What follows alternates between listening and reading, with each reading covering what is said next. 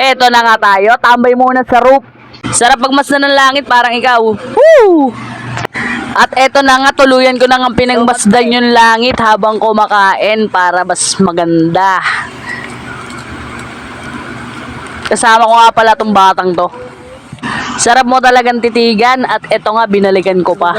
Hey! At dito nga, meron ako naisip. Pagkitapan ko muna tong batang to. Ano may langit, Jeboy? Kulay blue. Pipitingin ko lang yung leg niya. Parang siya nakalunok ng candy.